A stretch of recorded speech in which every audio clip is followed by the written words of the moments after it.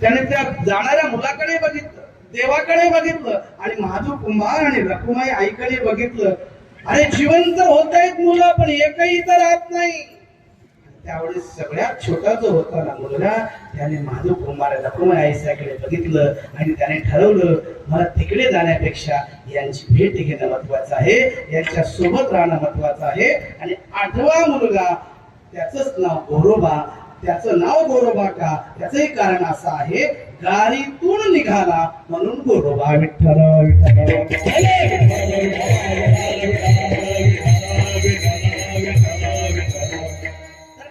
जो अपत्य होता ते गोरोबा काकांच्या रूपाने गाडीमध्ये दफन विधी केला होता. गाडीतून 8ही मुलं निघाले, 7 वैकुंठाला गेले. 8वा जो उरला तो गाडीतून निघाला, त्याचं नाव गोरोबा. आणि तो गोरोबा असणारा महादेव कुंभार आणि रखुमाईचा पुत्र म्हणून तिथे आला. त्यांचा जन्माचा कालावधी बघितला आपण तर इसवी सन 1267 मध्ये काकांचा जन्म झाला. काका अवतीर्ण झाले 1267. आणि जर तिथीचा विचार करायला गेला तर आपली आषाढी देवशैनी एकादशी असते, तर आषाढ शुक्ल एकादशीच्या आदल्या दिवशी अर्थात आषाढ शुक्ल दशमीच्या दिवशी काका या पृथ्वी तलावर अवतीर्ण झाले. इसवी सन 1267. म्हणजे दरवर्षी लक्षात ठेवायचं आता की काकांची जयंती कधी असते. आज आपण पुण्यतिथी करतो, आज आपण पुण्यतिथी करतो. पुण्यतिथी अर्थात निर्वाणाचा दिवस, समाधीचा दिवस आणि जन्माचा दिवस किंवा अवतरण दिवस म्हणजे जयंती. काकांची जयंती प्रत्येक वर्षी आषाढ शुक्ल दशमीच्या दिवशी म्हणजे देवशैनी आषाढीच्या आदल्या दिवशी काका अवतीर्ण झाले. हे लक्षात ठेवावं, लक्षात आतापासून ठेवावं. या वर्षी 24 जुलैला काकांचा जयंती उत्सव आणि जयंती उत्सव हा 759वा आहे. 1267 ला काका आले बरं का, आणि 1317 ला काका गेले. फक्त 50 वर्षाचं आयुष्य काकाला लाभलं. 50 वर्षाचं आयुष्य 1267 पासून 1317 पर्यंत लक्षात येईल तुमच्या. आषाढ दशमीला गेले आणि आज जो आहे चैत्र महिन्यातील कृष्ण पक्षातील त्रयोदशीला काकांचं समाधी असणारा महानिर्वाण दिवस आहे, निर्वाणीचा दिवस आहे. त्रयोदशीच्या दिवशी काका असणारे या जगाचा निरोप घेतला. पुण्यस्मरण त्यांचं आहे, पुण्यतिथी त्यांची आज आहे. विठ्ठल.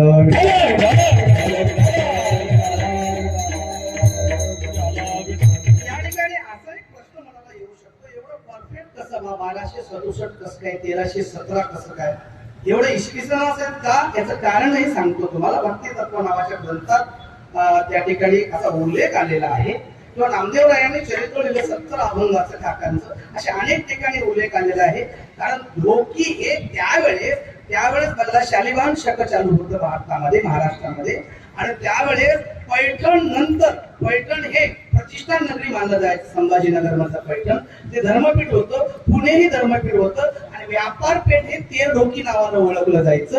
आणि महादेव कुंभाराचे मडके, महादेव कुंभाराचे डेरे घेण्यासाठी महाराष्ट्रातील नाही, भारतातील नाही तर इराण, इराकहून सुद्धा व्यापारी त्या काळामध्ये येऊन इथलचे माटे घेऊन बाहेर देशात जहाजाच्या माध्यमातून घेऊन जायचे आणि त्याच्या नोंदी महादेव कुंभार लिहून ठेवायचे. तसं बघायला गेलं काकांचा परिवार हा असणारा प्रगत परिवार होता.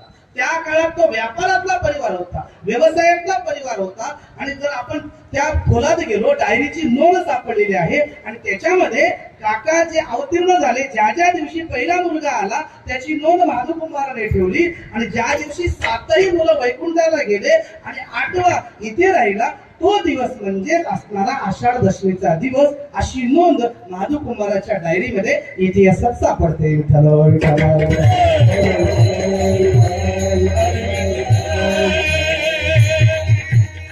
आणि काकाला सांगितलं, बाबा रे तुम्ही काय करा, तुम्ही देवाची, तुम्ही माय बापांची भेट घ्या. काकाने घेतली. मी बघा सांगत होतो कोणाच्या भेटीचं किस्सं लागावं ते मी सांगतोय.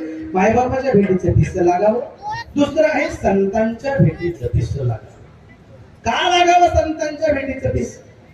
खरं सांगू तुम्हाला, मायबापाच्या भेटीचं किस्सं लागावंच. किस्सं म्हणजे वेड. आणि संतांच्या भेटीचं किस्सं लागावं. ज्याला संतांच्या भेटीचं वेड लागले ना त्याच्या जीवाचं सोनं झालं नाही.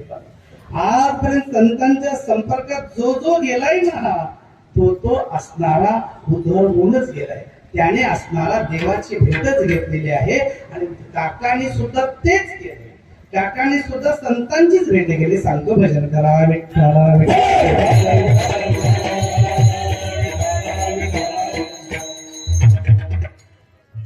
प्रसंग असा आहे. किती वेळ आहे? 10 मिनिटं. 12 वाजता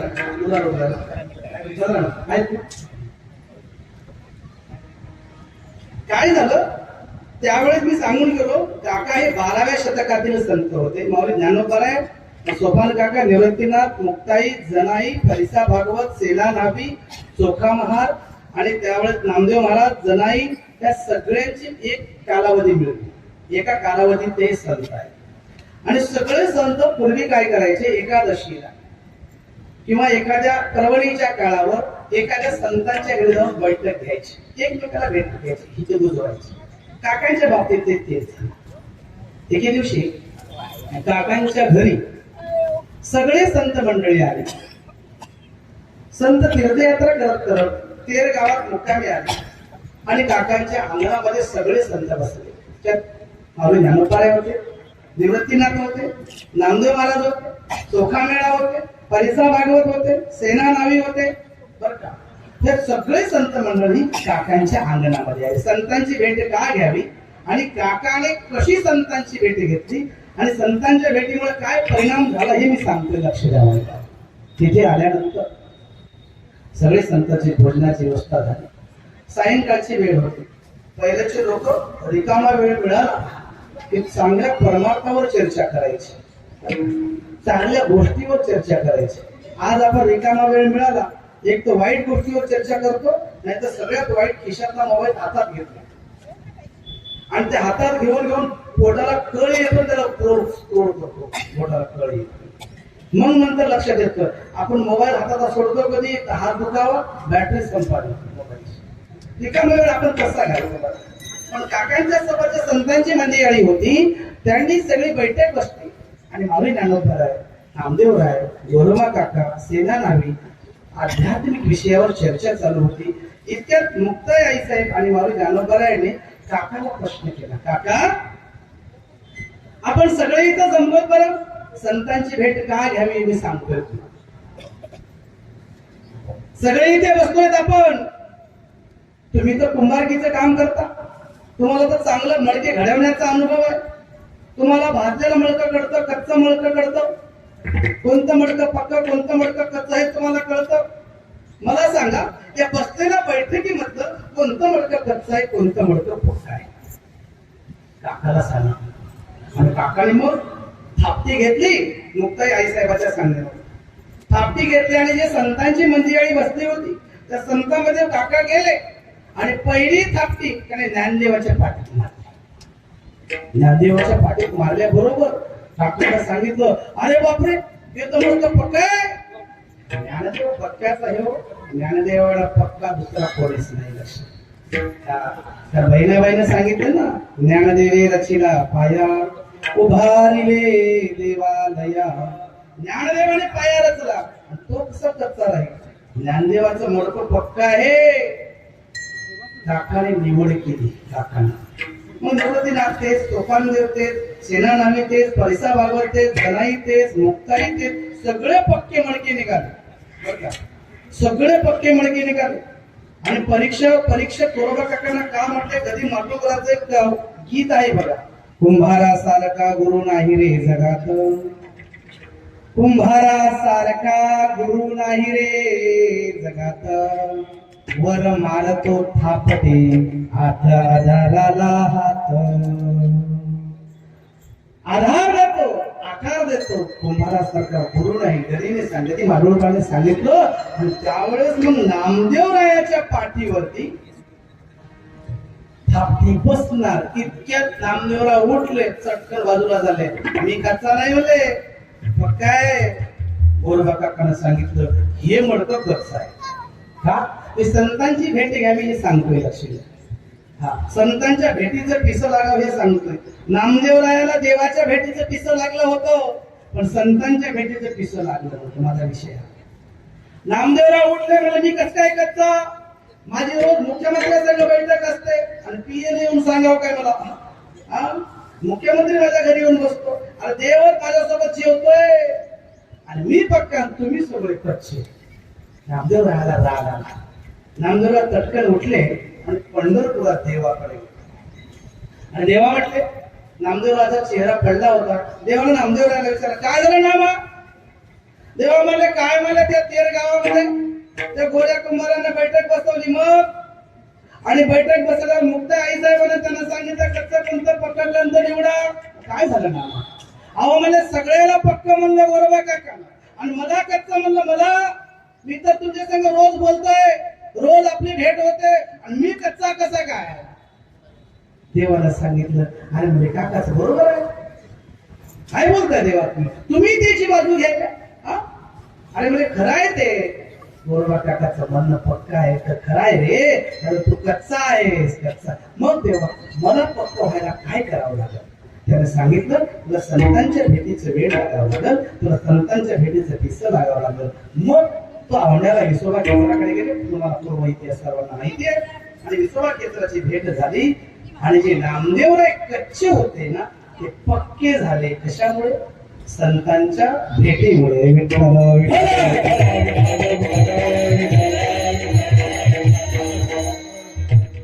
मायबापांच्या भेटीमुळे माणूस पक्का होतो, संतांच्या भेटीमुळे माणूस पक्का होतो. नामदेवराय खरेच पक्के झालेत का?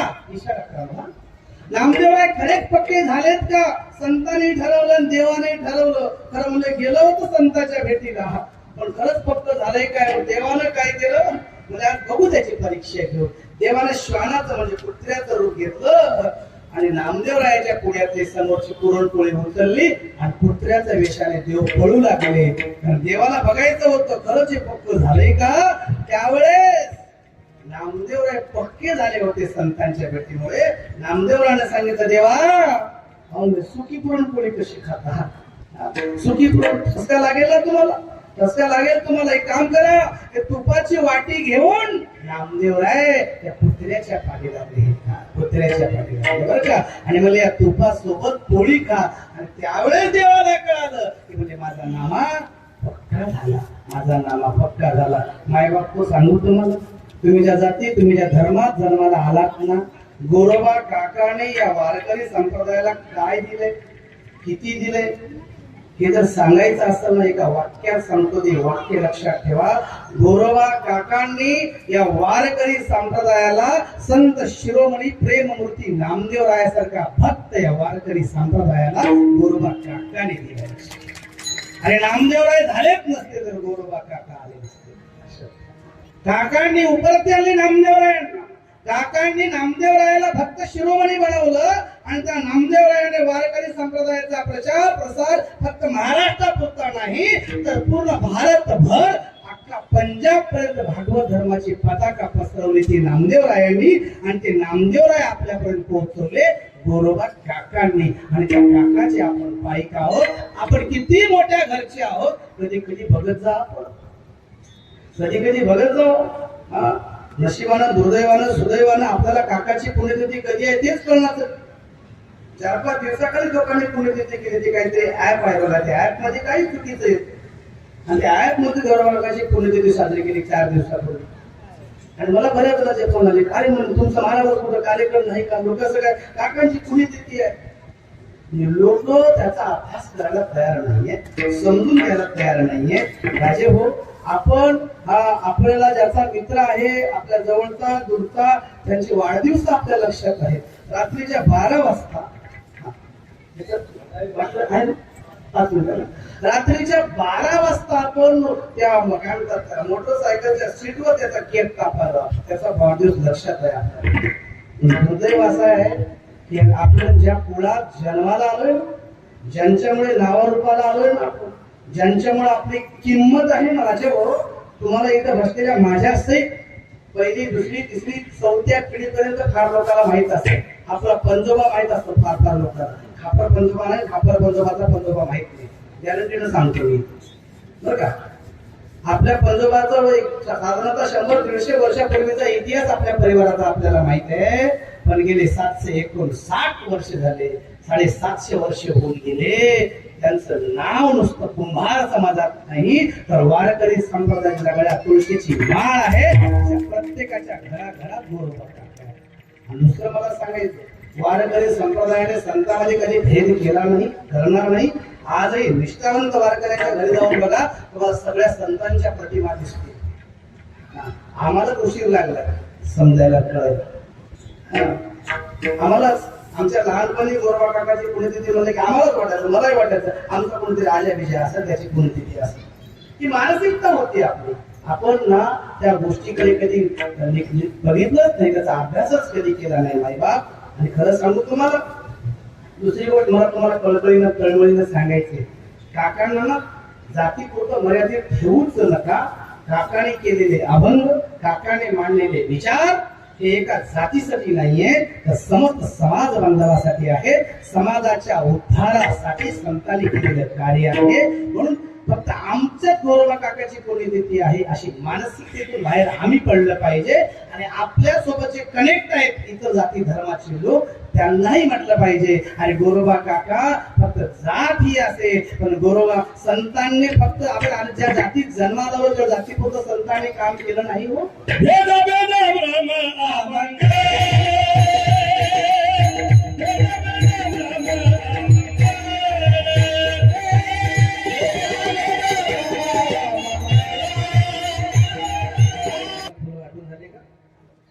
सगळ्यांना फुलं झाले, महिलांमध्ये झाला, वेळ झाला.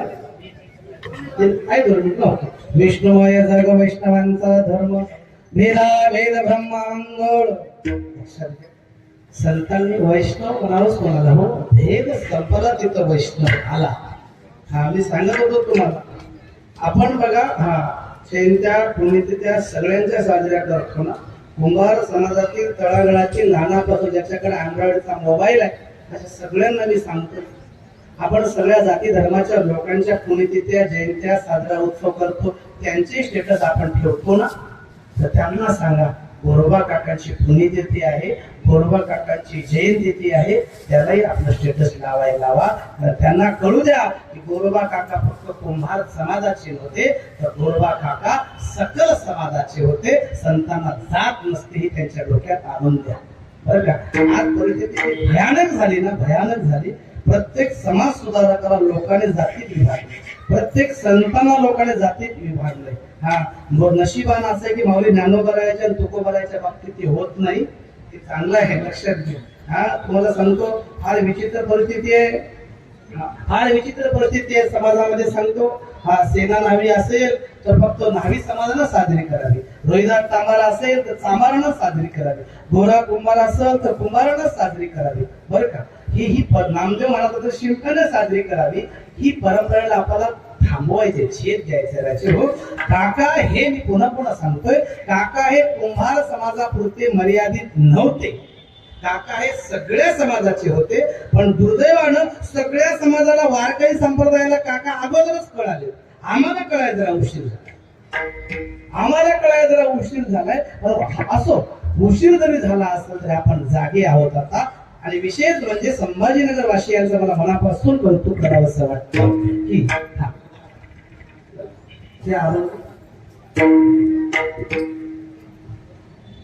की रघुनाथच आणून दिलं ना. केशवाचे भेटी, केशवाचे ध्यान धरुणी अंतरे,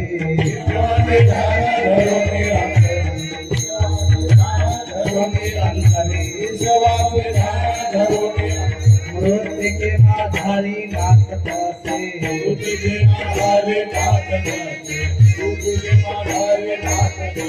विठ्ठलाचे नाम स्मरे वेळोवेळा, विठ्ठलाचे नाम स्मरे वेळोवेळा, हे त्रिवारी जरा सदा देता,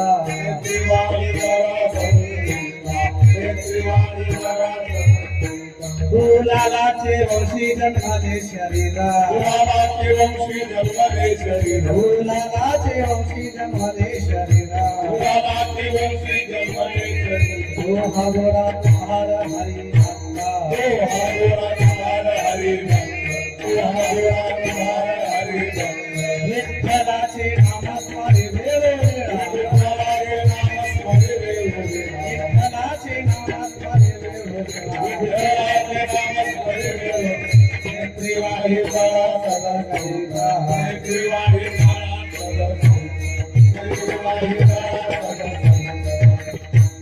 संत शिरोमणी गोरोबा काका की संत शिरोमणी गोरोबा काका की संत शिरोमणी गोरोबा काका की टोपलं घ्या पूर्ण का कोण डिस्टर्ब होते खाली बसा खाली बसा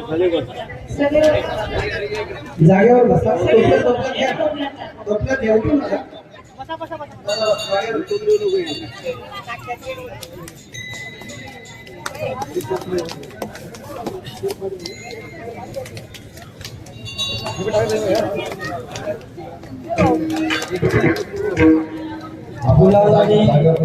जागेवर टाका जागेवर बसा जागेवर सगळ्यांना विनंती कृपया जागेवर खाली बसा सगळे खाली बसा महिलांनी बसा जागेवर तिथं टोपलं काढू कोणीच उठू नका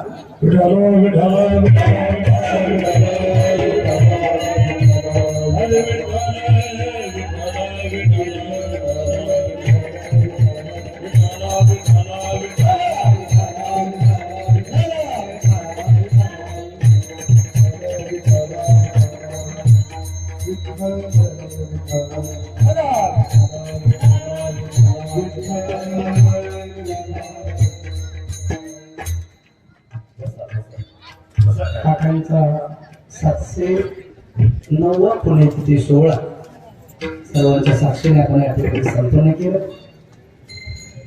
लक्षात घ्या माऊलींनो, तुम्ही आम्ही फार भाग्यवान आहोत. एक तर महाराष्ट्रात जन्माला आलो, त्यातल्या त्या संतांच्या नंतर जन्माला आलो. मला माहित नाही, जर संतांच्या अगोदर आपण जन्माला आलो असतो तर कदाचित माणसं म्हणून राहिलोच नसतो, राक्षस म्हणून जीवन जगलो असतो. संतांचे वचन, संतांचं वाङ्मय, संतांचं साहित्य बिघडलेलं सुधारायचं काम संतांचं साहित्य करतं. संतांच्या ग्रंथांचा स्पर्श जरी झाला तर त्यांचे स्पंदन आपल्याला पॉझिटिव्ह एनर्जी देतात. हे संत वाङ्मयाची ताकद आहे. आता सर्वजण बसून या बरं का, फक्त अर्धा तास. विठ्ठला विठ्ठला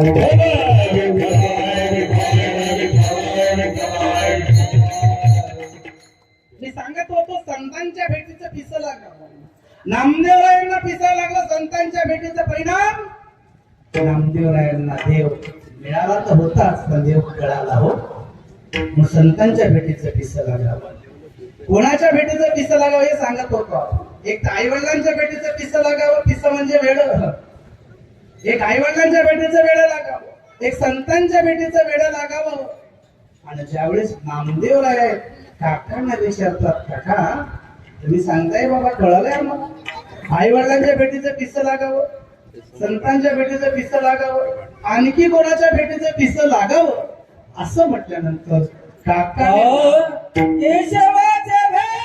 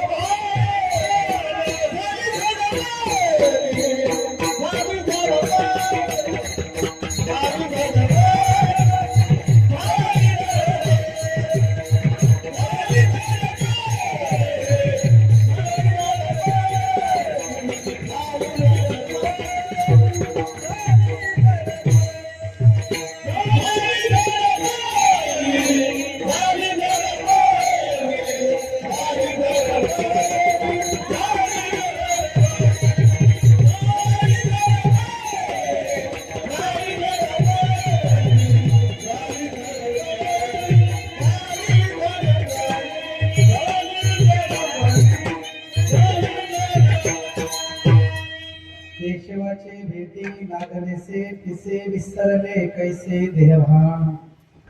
काका सांगतात नामदेवा, हे बघ, आई वडिलांच्या भेटीचं पिसं लागावं रे, संतांच्या भेटीचं पिसं लागावं, आणि दुसरं सांगू तुला, देवाच्या भेटीचं पिसं लागावं. आणि काका हे नुसते बोलणारे संत नव्हते, कृती करणारे संत. हल्ली आपण बोलणारे संत खूप झाले, सांगणारे खूप झाले, सांगणारे खूप झाले, ऐकणारे खूप झाले, पण करणारे कमी झाले. सांगताय खूप जण, ऐकतातही खूप जण. आज कीर्तनाला समाज खूप जमतोय प्रत्येक ठिकाणी, आपण कृतीमध्ये कोणीच काही आणत नाही. ना सांगणारे आणतात, ना ऐकणारे आणतात. कृतीत आणणारे संत होते गोरोबा काका. कसं भेट लागावं देवाच्या भेटीचं सांग आई बाप लक्ष द्या. देवाचं भजन करत असताना ना चित्त स्थिर पाहिजे. आमचं कसं नसतं, आमचं देवाचं भजन करत असताना चित्त स्थिर नसतं. हे नेहमी एक उदाहरण सांगतो तुमच्या बाबतीत. समजूया असं की आपण आता देवपूजा तुम्ही सर्वजण करता, इकडे तर देवपूजा माहितच नाही ना काय. देवपूजा तुम्ही सगळं गुप्त घेतलं इथं. आता देवपूजा म्हटल्यानंतर तुम्हीच करता, मला मान्य आहे, त्यावर प्रणाम आहेत, तुम्ही आहेत म्हणून देवघरात आहेत, तुम्ही आहात म्हणून हे देव नीट आहेत, बरं का. पण देवघराची अवस्था काही काही ठिकाणी लई वाईट असते. आम्ही कोणा घरी जातो मला फेटा बांधायला, त्या देवघरावर तेलाची बाटली, पावडरचा डब्बा, कंगवान कंगव्यातली केस पिस अशी गुंडाळलेली त्या देवघराच्या वरी असतो असे ठेवलेले. तिथं असते आईना महाराजाला बांधायचा. मी तेव्हा देव तू एवढा बेजार, आमची काय अवस्था असते देवघर. तर देव असे असतात तर ज्याचे आशे असते ते नीट करा, बरं का. ते घरात आहेत म्हणून आपण घरात नीट आहोत लक्षात घ्या. देवाला जरा वेळ देत जा माय बाबा, हो फार नाही 5 मिनिटं वेळ देत जा. बायका देवदुया बसतात, बरं का. आपली भक्ती आपल्या देवाच्या भेटीचं किस्सा कसं आहे सांगतो. खरं सांगायचं, संभाजीनगरच्या बायका खरं बोलतात, मला कल्पना. तुम्ही सांगा, गॅसवर तुम्ही दूध तपवायला ठेवलंय, स्लो गॅस केला, स्लो गॅस, आणि इकडे देवघरात देव तोडण्याचं काम चालू आहे, ते कामरी लावून देवाची भेट घेतो ना आपण. माय देवपूजा केल्याशिवाय बाहेर निघत नाही, इतर देवपूजा केल्याशिवाय जेवण करत नाही, असं काही काही सांगतात बायका. आता देवच तोडत तुम्ही देव तुम्ही दूध बसला, इकडे गॅसवर दूध तपवायला ठेवलंय, स्लो गॅस आहे, तिकडे दूध तपवायचं काम चालू आहे, इकडे देव धुण्याचं काम चालू आहे. खरं सांगा, तुमचं लक्ष जास्त कोणीकडे आहे, दुधाकडे की देवाकडे?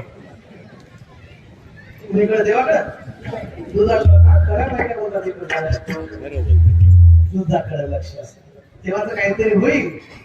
आपल्याला दुधाचं वेळ लागलंय, दुधाचं पिसं लागलंय, देवाचं पिसं लागलं नाही, स्वप्नात भेटणार नाही ना.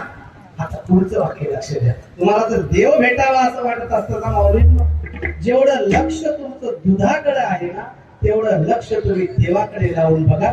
देव तुमचा झाल्याशिवाय राहणार नाही. देव तुमचा होतो, देव आहे तुमच्यासाठी, तयारच आहे तो. पण नाही, आमचं उलटच झालंय. चित्त नाही ना आम्ही तरी ते काय आहे?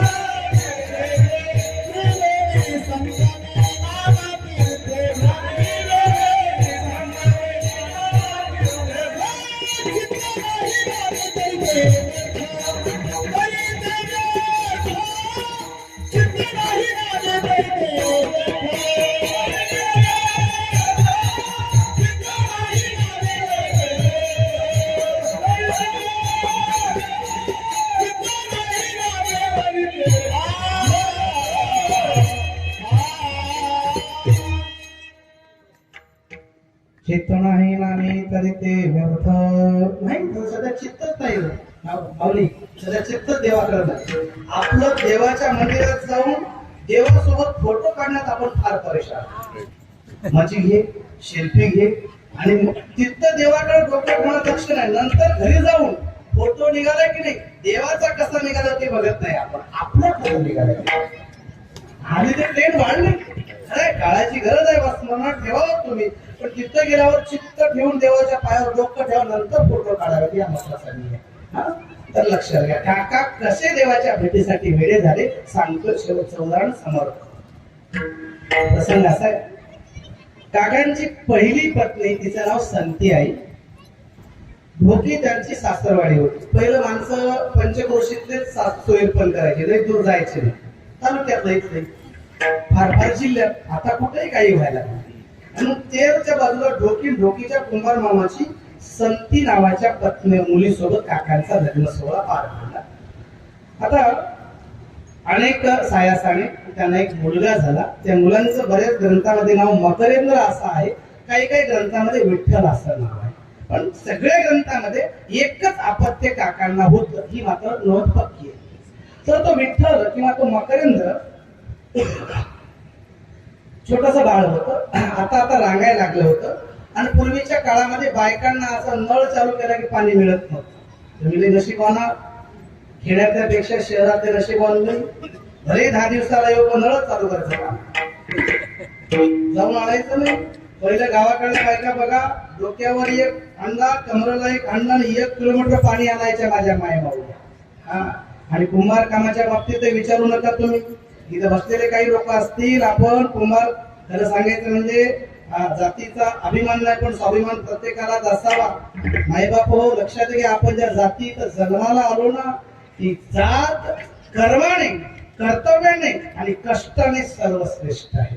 का असं म्हणतो? आणि 12 बलुतेदार, 18 आलुतेदार यांनी गाव व्यवस्था सांभाळली आणि आजही सांभाळतात. आज तुम्हाला सांगतो, गावामध्ये गावगाडा चालवण्यासाठी 12 बलुतेदार लागायचे, 18 आलुतेदार लागायचे. आणि त्यांच्याकडून आपण ज्या सेवा करायच्या, तर आपल्याला 5-5 पेंड्या मिळायच्या, ज्वारीच्या, गव्हाच्या, डाळीच्या, काही शेरभर डाळ मिळायची, भुईमुगाच्या शेंगा मिळायच्या, मडक्यावर, रानावर, चुलीवर, खापरावर. आज सगळ्यांनी बघायला गेलं, सांगतो तुम्हाला, आज न्हावी असेल, सुतार असेल, शिंपी असेल. कोण शिंपी आहे? पहिला असा होता की शिंप्याने शिंप्याचं काम करावं, न्हाव्यानेच न्हाव्याचं काम करावं, सुताराने सुताराचं काम करावं. पण आता तसं राहिलं नाही. तसं असल्यावर आमचे उत्तमराव माऊली शिवतच बसले नसते. बरोबर. शिंप्याचा कारभार शिंप्या करायला नाही, न्हाव्याचा कारभार न्हाव्या करायला नाही. आमच्याकडे तर मुंबईत सगळे उत्तर भारतीय सगळे दाढीवाले दाढी करायला, काहीच कळणार नाही कोण. म्हणजे कार्यावरून, त्यांच्या व्यवसायावरून जात कळत नाही. सगळ्यांनी त्यांनी वेगवेगळे व्यवसाय करायला सुरुवात केली. पण या जगतात, या भारतात, या महाराष्ट्रात, या संभाजीनगरात किंवा सगळ्या परिसरात आजूबाजूला बघा, कुंभारकीचं काम दुसऱ्या कोणत्या जातीचा व्यक्ती करू शकत नाही. कुंभारकीचं काम फक्त कुंभारच करतात. का करतात सांग? कारण कुंभारकी एवढ्या कष्टाचं काम दुसरं कोणतंच नाही. का नाही? आपण लाल माती घेतो, पिवळी माती घेतो, राख घेतो, लीद घेतो, पाणी घेतो, या पाचीचं मिश्रण एका जागी करतो, या पाचीचा एक जीव करतो. अरे चपाती फुगण्यासाठी सुद्धा बाईला चांगलं पीठ मळावं लागतं. आणि चांगला डेरा घडवायचा असेल तर चपातीच्या पोळीच्या पिठा एवढं आपल्याला माती मळावी लागते. एखादा खडा सुद्धा मध्ये येऊ द्यावा जमत नाही. एक खडा आला आणि तो डेऱ्यात राहिला, तो डेरा भाजल्यावर सुद्धा निरुपयोगी होतो. कुंभार आपल्या डोळ्याने एक एक खडा बाजूला करतो, चाळणी लावतो, राख घालतो, लीद घालतो, दोन्ही माती एकत्र करतो, तितकंच पाणी टाकून पाचीचं पंचतत्वाचं एकीकरण करतो. आणि म्हणून तर एक गीत आहे बघा, विठ्ठला तू वेळा कुंभार रे बाबा, कारण विराट गावी आहे फिरत्या